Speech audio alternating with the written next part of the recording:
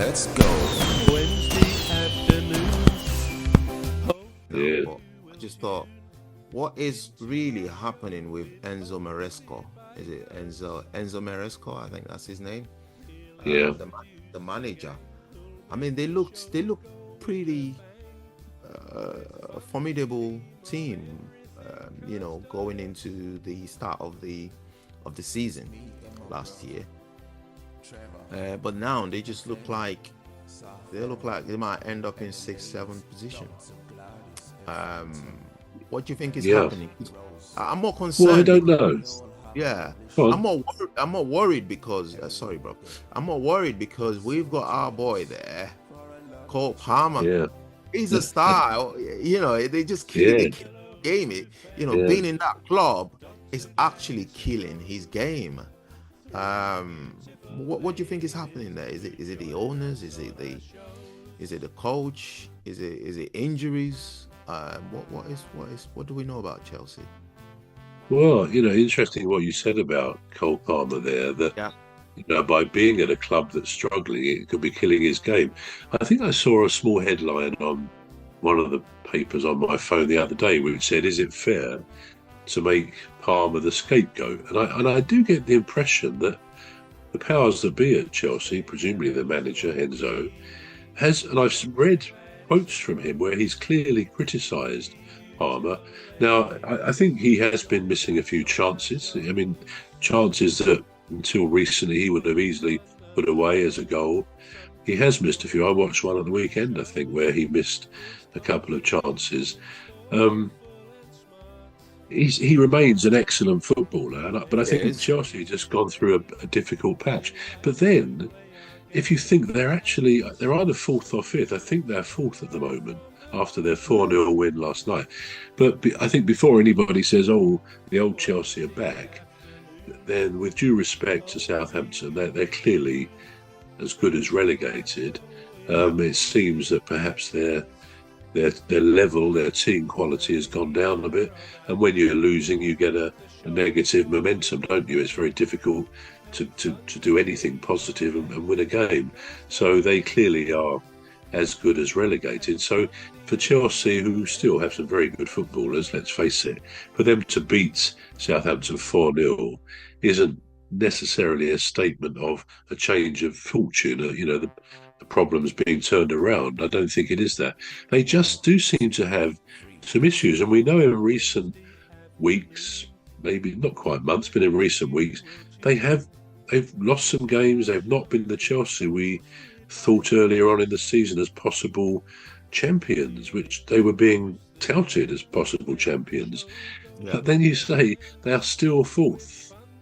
And it just shows the competitive nature of it, really, apart from Liverpool, who I think are about 11 points ahead, something they were a day or two ago anyway. When you think of that, they're doing brilliantly. I mean, it was a very good, I don't know whether you saw it, the game between Liverpool and Manchester City at the weekend. I mean, you wouldn't expect it, but Liverpool completely dominated the game. I say you wouldn't expect it. You might expect almost a draw or a closer defeat for Man City, but they really outplayed them. And okay, Manchester City didn't have Haaland, and clearly they lost their target man on that. But it was still a one-way game, which shows how far ahead of most of the teams Liverpool are. But really the rest, I mean, even Arsenal have had hiccup after hiccup lately, so they're not being quite the force or competition for Liverpool we all thought they might be.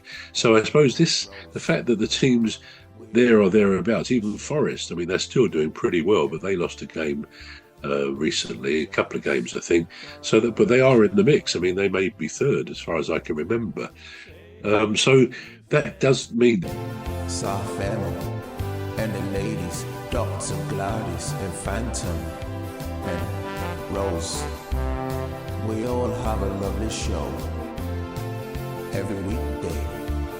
So join us for a lovely show. Say hello to Phantom, Dr. Glad. Lately, so they're not being quite the force or competition for Liverpool we all thought they might be. So I suppose the fact that the teams there or thereabouts. Even Forest, I mean, they're still doing pretty well, but they lost a game recently, a couple of games, I think. So that, but they are in the mix. I mean, they may be third as far as I can remember.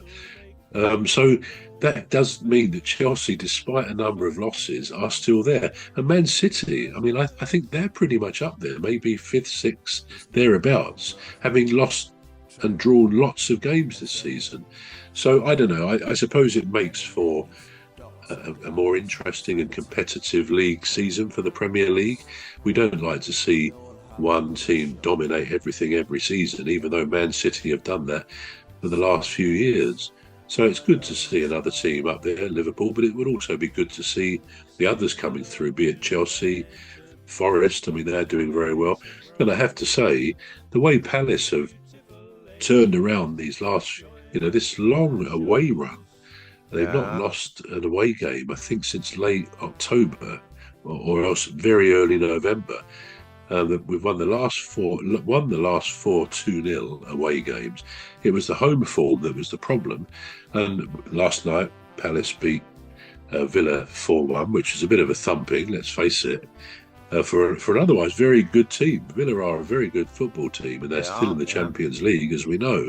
So that was a great result. And I think the general thinking is, not just by Palace fans, but by pundits, if Palace had the same results broadly at home that they've had away, they'd be right up there. They would be right up near the top. The hope that the hopes are up for next season again, really, because they seem to have settled into a very strong unit. It's the same team pretty much week after week, with good substitutions being made, and with players like Adam Wharton, who come back from a long injury a few weeks ago, and he started the game last night.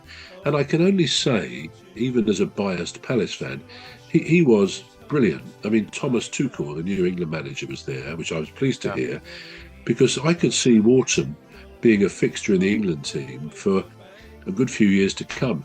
He's got an ability. He just knows where all of his players are. He's very often one-touch pass. He's always available. He gets the ball and he lays it off perfectly, the weighting of the pass and everything else. He was involved, I think, in 3 of the goals, like 3 assists of the 4 Palace goals. Magnificent footballer. And he's only 21, 22. So he's got a future ahead of him, provided he stays injury-free. So, that was a good one. And I think you'll find he'll be in any England squad after a performance. Soft family and the ladies, Dr. Gladys and Phantom and Rose. We all have a lovely show every weekday. So join us for a lovely show. Say hello to fans.